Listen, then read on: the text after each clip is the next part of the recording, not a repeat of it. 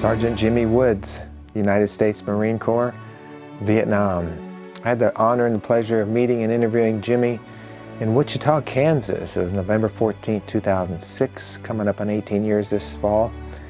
And Jim was a Marine, once a Marine, always Marine. He joined the military at the age of 17 in 1955, right after the Korean War, and was in Vietnam 10 years later, 65 and 66, as a platoon sergeant of a weapons platoon. He served with the 1st Marine Division, K Company, 3rd Battalion, 1st Marines, and he received a Purple Heart for his wounds in Vietnam. 8 major combat operations in Vietnam. He tells a great story. I haven't heard his story since I interviewed him, to be honest with you. And I listened to it tonight, and it's just amazing. And I want to thank David and Laura Geeter. You guys, thank you. I've never met you in this life, but I feel like I know you. Thank you for making it possible for others to hear Jimmie Woods' story. You chose his story, and I'm happy that you did. And now many, many, many thousands of people will watch it and will honor this man. So David and Laura Geeter, I salute you. Thank you for your help, and I hope to work with you again. That would be awesome. Folks, if you'd like to partner with me, it'd be awesome. There's information always in the video description, comment section on my website, larrycapetto.com. And I would really appreciate and encourage you to get behind this work. It's a labor of love. It's a ministry for me. It really is. And I just enjoy bringing you these stories. I know a lot of people are recording stories, have recorded stories. And I just love my YouTube channel, Voices of History, and my radio station, Voices of History Radio. So you can tune into that 24 hours a day. People from around the world are doing that, over 50 countries. And it's a unique platform. It's amazing for our younger generation to get these stories in the palm of their hands. So I would invite you to download the app, Voices of History Radio, for free, or go to my website, larrycapetto.com, and the home page has the player on there. You can listen to it. And I do it all the time. I'm mowing the grass, I'm getting up, I'm taking a shower, I'm driving. I go to bed at night, waking up in the morning. I listen to Voices of History Radio. It's awesome. So, folks, I'm going to Cocoa, Florida, July 4th. Going to be interviewing some veterans down there, July 5th and 6th, the home of Cape Canaveral. I want to thank Mike Potter. Mike, thank you for the opportunity to come down and to work with your local veterans and interview your pastor. And I'm going to be sharing in his pastor's church, Calvary Baptist Church, on Sunday morning, July the 7th. So if you're in that area, come on down. You're going to hear a great message. And I'm just excited to interview Pastor Frazier and some of the others in the local area there. But Mike Potter, thank you, sir. It's going to be a great time, and I'm just so grateful, like I said, for this opportunity. I'm not traveling much anymore, but I'm getting out there when I can, and I'm just really happy to go down there. It's going to be great. Okay, folks, that's it for now. Thank you for watching this story. Let's honor Jimmie Woods. And thank you for subscribing to this channel, sharing this channel with others. Let's get 100,000 subscribers this year.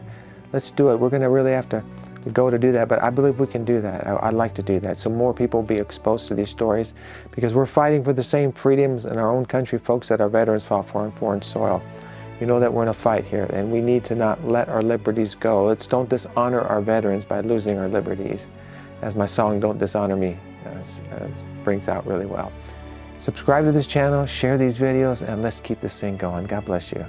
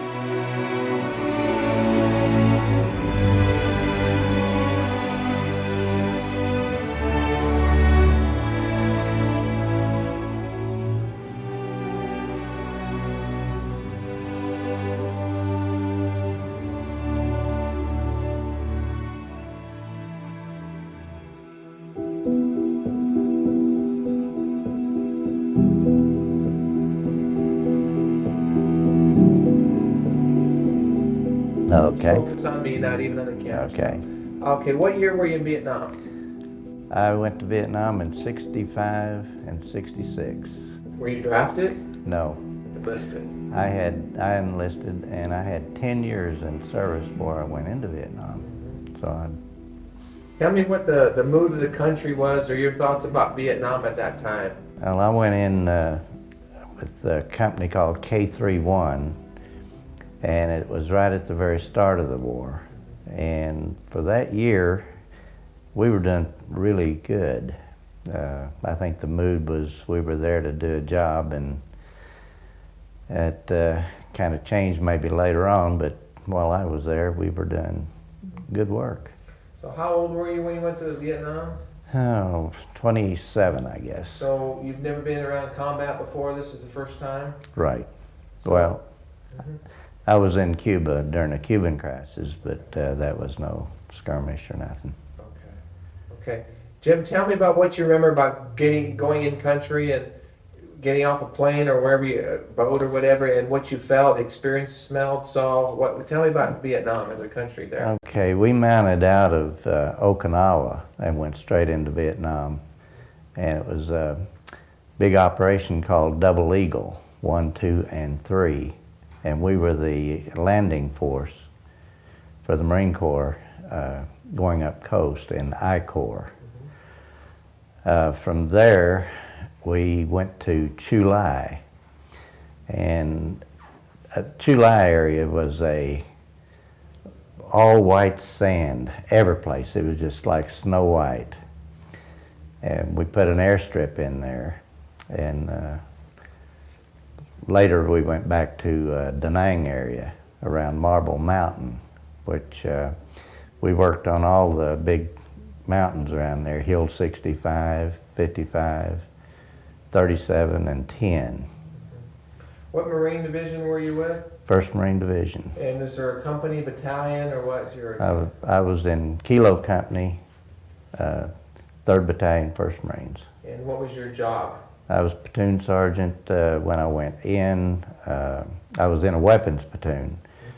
And we lost several staff NCOs and officers, and at that time I got promoted into a staff rank, and I became a platoon sergeant after that, and platoon leader later. So platoon sergeant meaning you went into combat, you had men under you, basically? I had about 65 men under me. And let's walk me into Vietnam. I mean, are you guys going into combat, or give me a situation where you encountered the enemy and just describe Okay. The year that I was there, we went through what we call 8 major combat operations, which was big multi-battalion operations. We did a number of what they call county fairs, which was small operation, company size operation of 200, 300 men maybe. On a company level, we did night ambushes on a nightly routine, and during the day we would do combat patrols. And one of the operations we went on was called Texas, which we were told that the area we were going into, this village, was already bombarded and on fire and everything. When we arrived there by helicopter, the case wasn't that. They were waiting for us, and we really took it under the chin. We lost a lot of men. I lost a whole machine gun section. They had snipers in this one area that everybody that touched the machine gun got it right in the chest. I mean, it was just automatic for them. One thing that was kind of funny in that operation, after we were on a skirmish line going to the village, and in front of this village they had a trench line which they were working out of. Well, we finally got up to the trench line, and to my left was a big haystack. And I was laying down in prone position, and I hear this rustling out of the haystack. And I thought, uh-oh, one of them's coming out of that haystack at me. there's a couple of chickens come out. Anyway, the adrenaline is really high at that time. And anyway, we got to the village. We went through the village, and the Viet Cong was on the way out of the village. The rest of the company went after him, and the commanding officer had me and my lieutenant to stay and secure the area because we had lost a lot of people, and we had to round the dead and wounded up and put them in a rice paddy. And from there, we spent the night, and we could not get helicopters in to get the wounded out. And we lost a couple of them that night that I think would have made it if they'd have got out early. But, So as a platoon sergeant, what is your responsibility to call in the medevac helicopters, or who does that? well, we have a radio man with us, and of course he's with me or the lieutenant. And it's our responsibility to do that.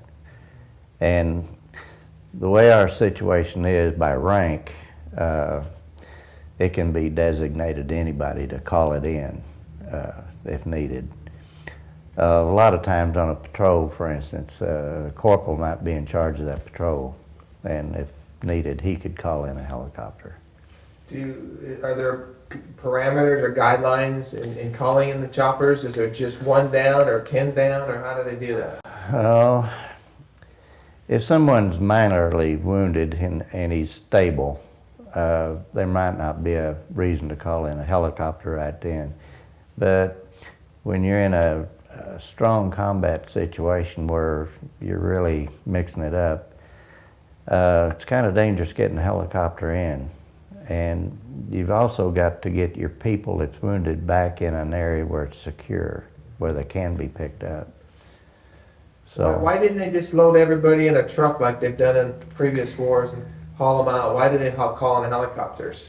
Well, where we were at, there was probably no roads, or very few roads. And over in Vietnam, they only got several roads that's paved. The rest of them's either blacktop, or not blacktop, but dirt, or just trails, mostly trails.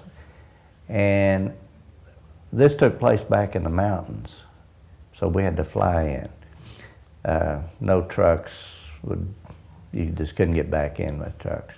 And if you had trucks, they'd know you were coming anyway. And when you're using helicopters, it's as a strike force, which you're coming in real fast, and you try to take them by surprise. So. Tell me what your knowledge is of I'm assuming the Huey helicopters. What can you tell me about the Huey helicopter, what it was used for in Vietnam?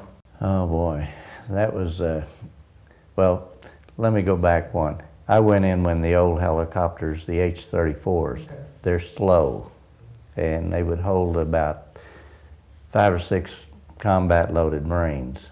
And those were replaced very quickly with the Hueys and the Gunslicks.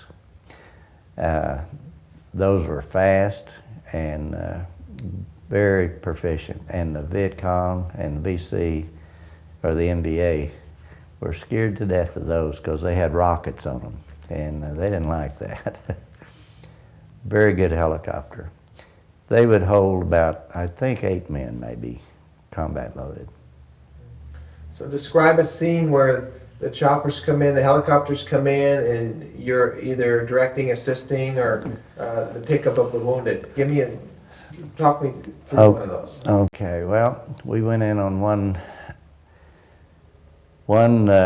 landing where we came in 4 helicopters at once. They drop off, then 4 more.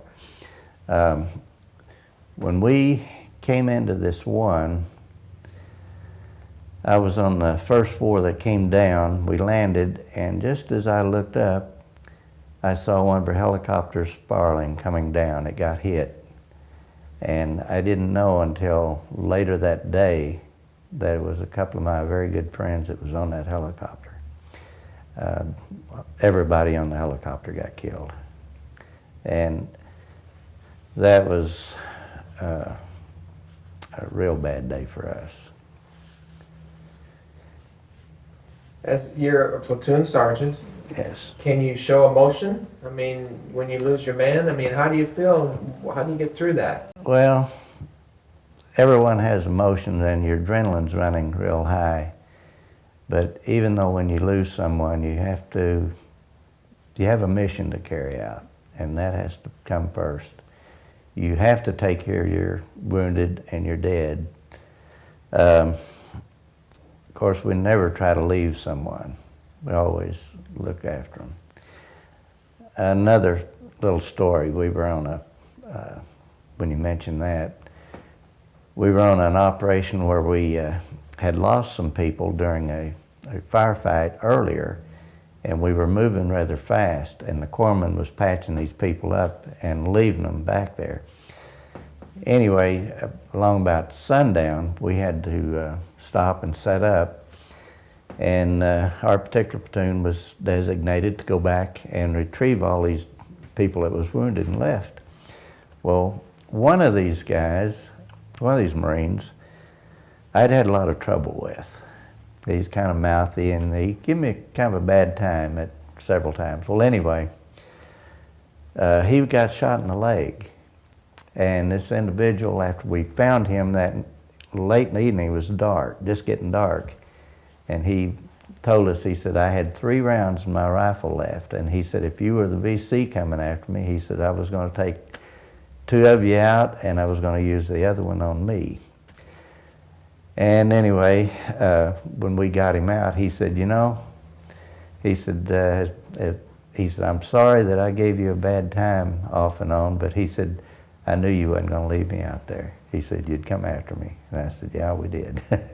Anyway, I'm getting ready to see this individual in October at one of our reunions. And we've been pretty good friends since then. But Next October? Next October. Where? Camp Lejeune, we're having a reunion there. Who's the group having a reunion? It's our K-31 reunion. Right. Now on top of that, I was in Vietnam the next time too, my second tour, which is a unique thing. Were you platoon sergeant then too? No, I was what they call a first sergeant. I was at a compound. First of all, the unit that I got involved with was called Combine Action Group.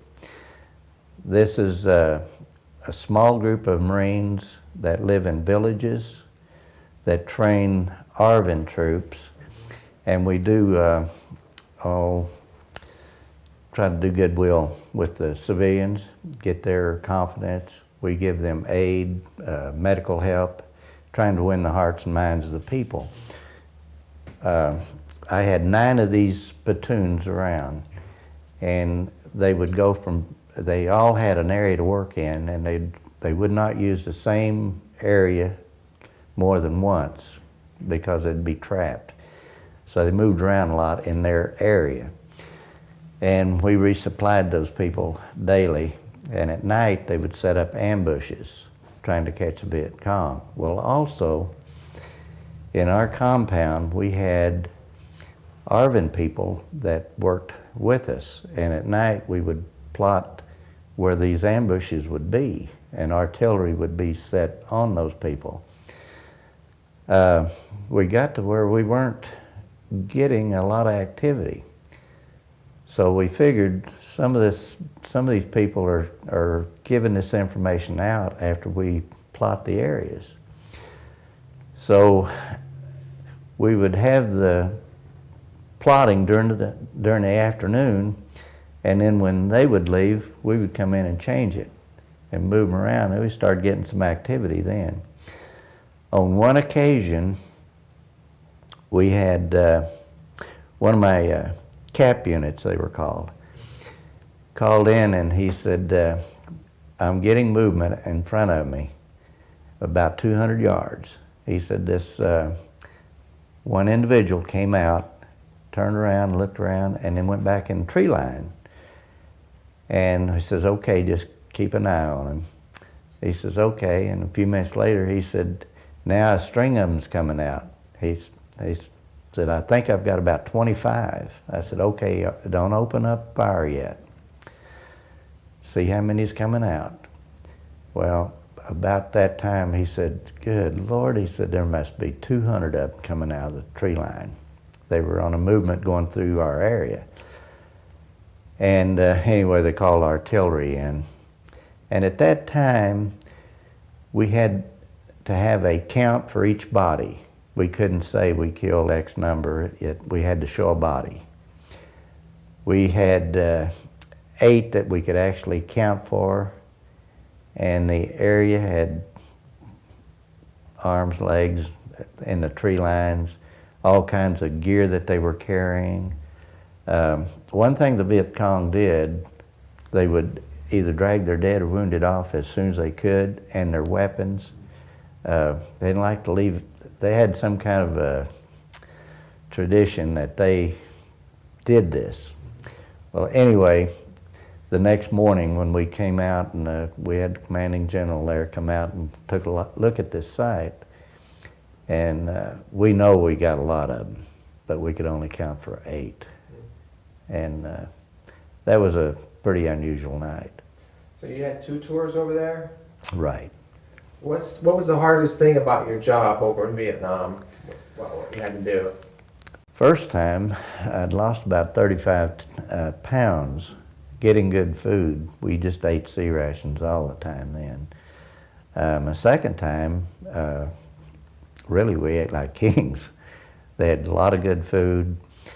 My second time, they started moving a lot of the units out of country, so we were getting their rations also. So we could eat steak 3 meals a day if you wanted to. But that tour of duty was really good. We were in an area that we worked a little bit with the CIA people that was over there. And this particular 2 people that came out to our unit every now and then, when they come out, something was hot, and they would brief us. Well, this one particular time, they came out and they told us that we've got a large movement that we know is coming through your area tonight, and a warrant officer is going to be bringing them through. This warrant officer is a guide that'll take them from one point to another and turn them over to another guide. Anyway, we set up our ambushes where we figured we're going to catch these guys. Nothing happened. Next day he come back out and he said, well, they got through because they're down at another point, they figured. Anyway, when they come out, it was usually something pretty good. Sure. Now, another time, we got, I had a cap unit that got caught during the daytime and got in trouble. And they called for backup. Well, I have about 20 men in our compound, and we had about 11 Green Berets working with us too. Anyway, we got saddled up and we took off to help this cap unit that was under fire. And when we got there, it was just about over. Well, when we got there, the Viet Cong was breaking contact with us. So anyway, in this tree line, we went to the tree line and we found all kinds of ammo. We had killed, or they had killed a large individual that was in a different uniform. And I think he was North Korean, was what he was, big guy. And we got a bunch of documents off of him and a weapon. And I think what had happened is after they broke off contact, a lucky shot just happened to get him because he was right at the rear of the tree lines when they went out and they didn't have time to go back and get him. So that was an interesting case. So a couple tours of Vietnam. I mean, as far as combat, I mean, describe the combat, the enemy, the combat, engaging the enemy, you know, the tactics. Can you give me just a little bit about that? Well, descriptive for me here. One tactic we used in the cap unit, we have a buck sergeant that is in charge of the cap unit, and he's got about 20 men under him. Several times when they would come back into villages, they had to pass this one village in his unit, and they'd get sniped at. This went on several times, and he figured that I'm going to catch these guys, because there was a river behind the village that they used. Anyway, he told me, he said, I'm going to break up our group into 2 units. The first unit will go toward the village like normal, but we're going to go wade that river that night and set up an ambush, because when they fire at us, they run through the village and toward that river. So anyway, the sergeant, he set up his ambush, and he said, lo and behold, they got shot at. Here come 3 of them right running through there, heading toward the river. And he said they shot all 3 of them, and a woman was the one that was leading them. A woman about 25, and 2 men. And they were rice collectors or tax collectors for that village to support the Viet Cong. And after that, we had no more trouble in that village. And a funny thing, the sergeant, they brought the woman up to the marketplace in that village and laid her out. And somewhere or another, they got this big flower, and they put it on her chest like this with that flower up. Total display. Anyway. Jim, but tell me some more about combat. I mean, you're a platoon sergeant in Vietnam. I mean, I'm still not clear as to, when I'm talking to the World War II guys, the Korean vets, okay. there are, things that happened to them and their men and stuff just, in war. Tell me about the battle. I mean, the war that you fought there. We would get sniped at quite a bit, and we had this policy set in place where if they shot at us, single shot, and now this was later on in the war, we could not shoot back at them, because they would have, a lot of times, civilians between us. But if they shot an automatic rifle or a weapon, machine gun or something, then we could return fire. We were crossing a rice paddy one day, and it was quite a distance of maybe 150 yards, and we got shot at from about 3 sides. And we had a couple of people down, and they were automatic weapons from 2 positions, and one was just single. We had to go after those. Well, what time we got into this one village where they were shooting at us from, and another rice paddy, they were already gone. And all we could find was a stack of ammo that was spent cartridges. We did a lot of patrolling, and we did daytime patrolling. And in this one area, we had a big brick building that stood out in this town. And we were getting sniped at from that building. And anyway, I called back to my CO, and I told him, I said, we're having trouble with this building there, sniped at. Anyway, he said, let me call back and we'll see if we can destroy it. Well, I had 2 what they call Ontos tanks. They have 75 recoilless rifles, 4 of them on sides. So anyway, the colonel came on the mic, and he said, the very next time you get sniped at from that building, go down and tell the people that live there to get out, that you're taking the building down. It wasn't a day later that we got it. So we took both Ontos, went out, pulled the people out of the building, told them to get out. And of course they told us, said, no, nobody's shooting from here. Well, we knew that. And we set the Ontos on 2 sides of the building and shot into it. and leveled the building, which made the people very angry. We went back to our compound, and about an hour later we had about 200 people from the village in a line coming up protesting and going on about it. At night, we would send out patrols that would go into ambush positions. If you can imagine going out about 2300, 11 o'clock at night, real dark, you can barely see.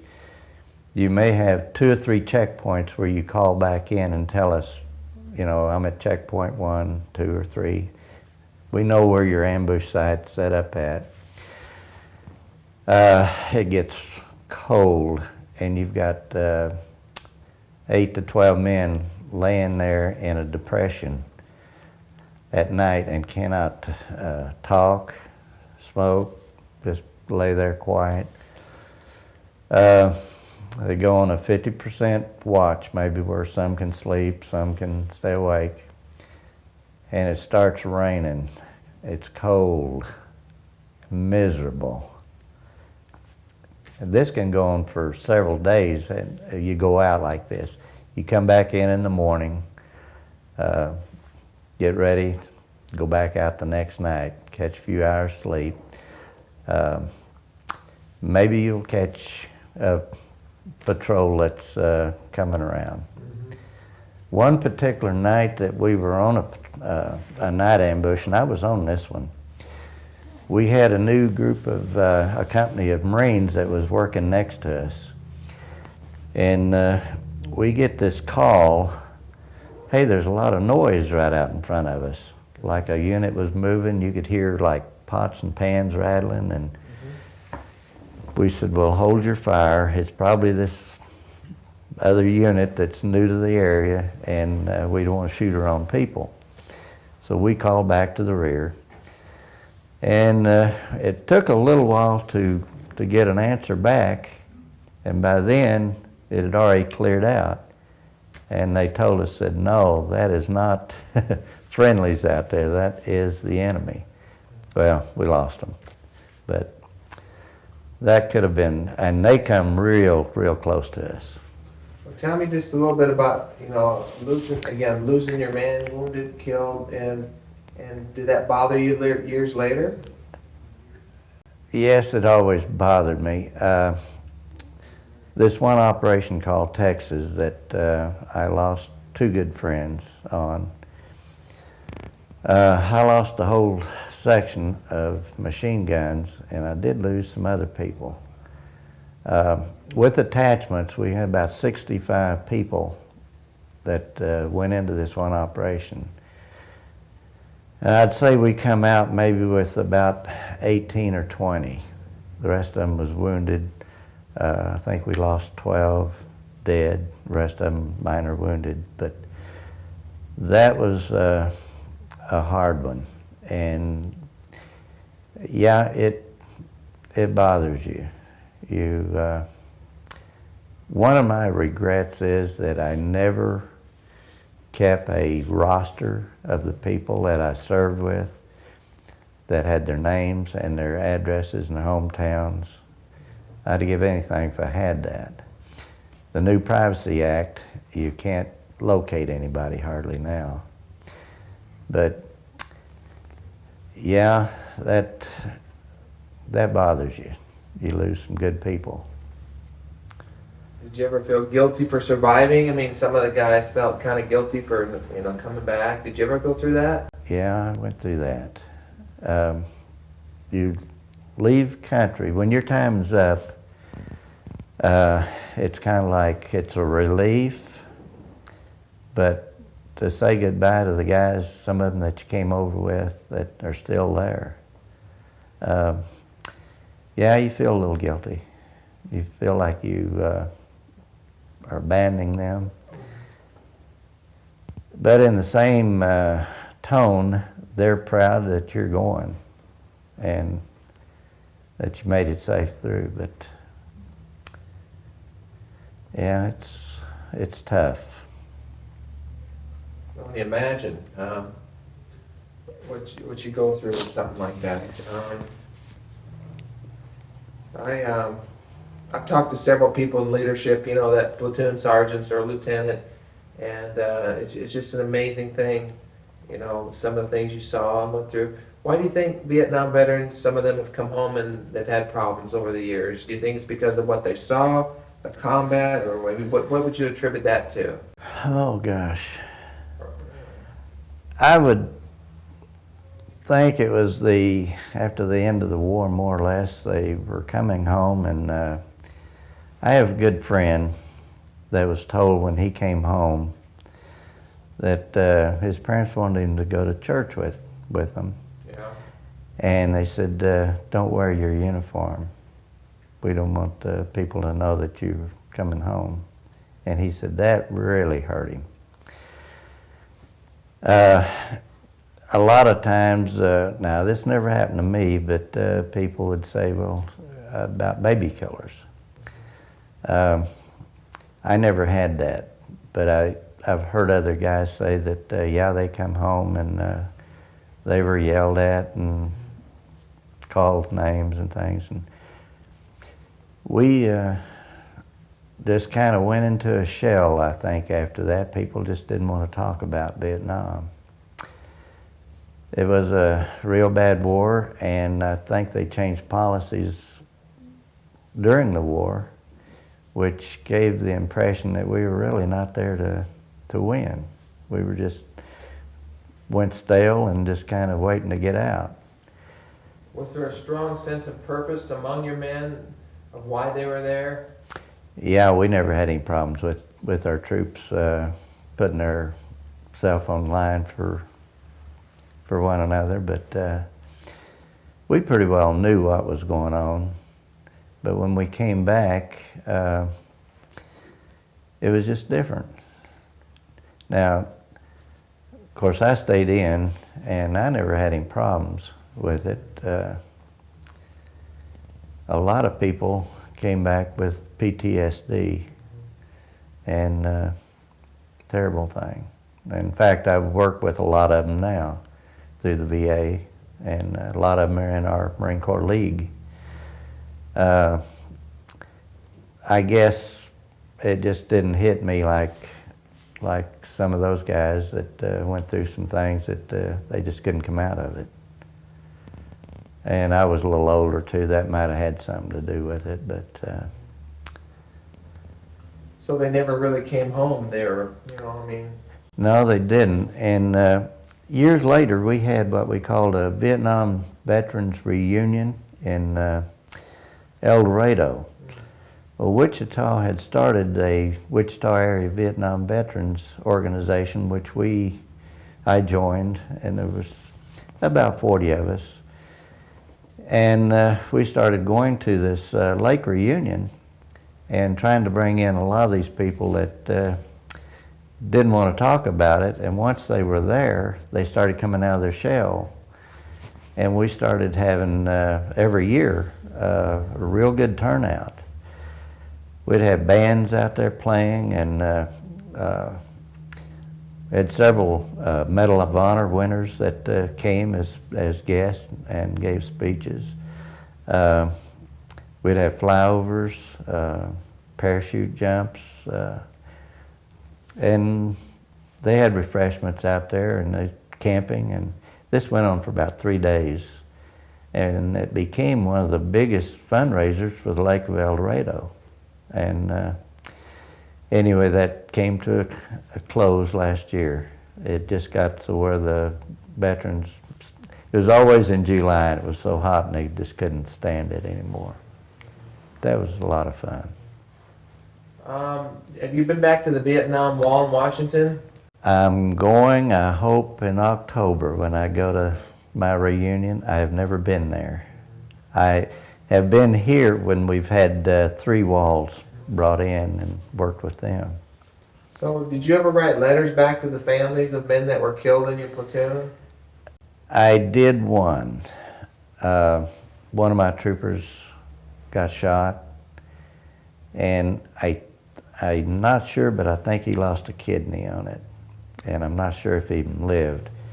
But I went back to the aid station where he was at the hospital in the rear, and he asked me to write a letter to his parents, and I visited with him a while and wrote a letter for him, and mailed it, and he was sent out after that. I've never heard from him. Other than that, another good friend of mine got killed, and this is kind of ironic, but we had this joke going on. If I get killed, you send my family a singing telegram, and I'll send one to yours if you get killed. Well, he got killed. That wasn't so funny after that. It wasn't good.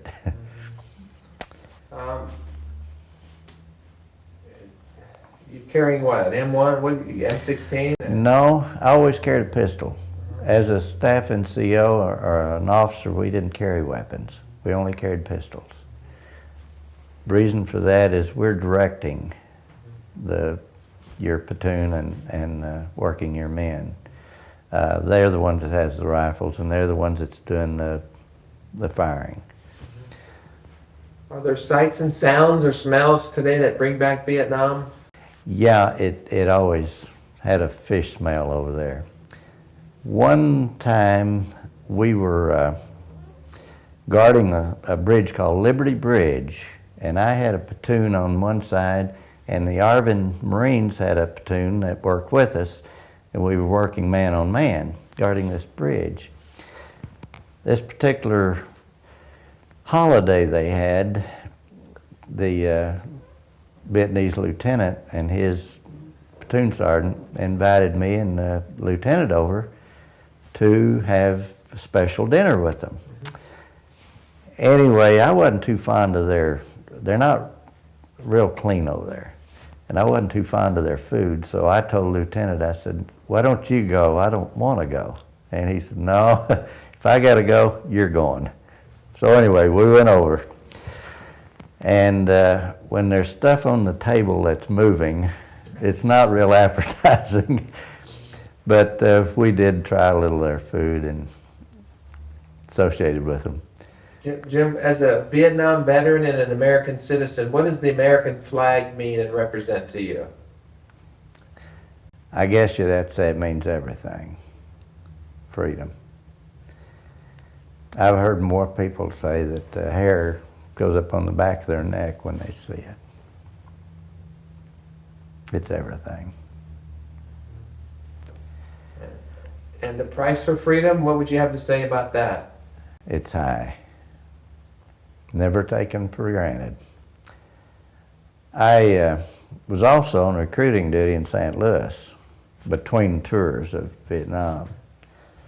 And I had to make a number of calls on wounded Marines and several deaths. A lot of funerals, made a lot of funerals. And they were never pleasant. Talking about people killed in action? Right, yeah. Gave the almighty sacrifice. One thing we had in Vietnam too, came out of the first tour, there was a song that he ain't happy, he's my brother. That was kind of a motto. It didn't matter what color of a man was or where he came from. To us, he was always green, because Marine's green. And the camaraderie of the Marine Corps? Yes, it was high over there then, and it's real high today. We got some of the best troops in the world today. You guys watch out for each other. Yeah, when you meet two Marines, there's always something to talk about, whether they know each other or not. What should the country remember about Vietnam? Well, I guess it's something like I would hope they'd never get into that kind of a war again. I find out years later that the Vietnamese people really did not hate us. No more than we hated them, probably. And they were fighting for their liberation like we were trying to help the South. I would hope we'd never have another conflict, but that's probably not going to happen. And obviously you're proud to be a Vietnam veteran. Yes, I am. Yeah. People thank you for your service. Yeah, I've had a number of people that's come up and thank me, and I thank everyone. We appreciate it. And did you have a homecoming when you came home? Just my family. Yeah. Wife and 3 kids, and her and my family. So we started being in parades and some ceremonies in which Wichita, Kansas has one of the top parades in the country, which is the Riverfest Parade in May. And the Marine Corps League has a float, big trailer. And the first year we had that. Okay, sir, right in the camera. Ready? Go ahead. Perfect. Thank you.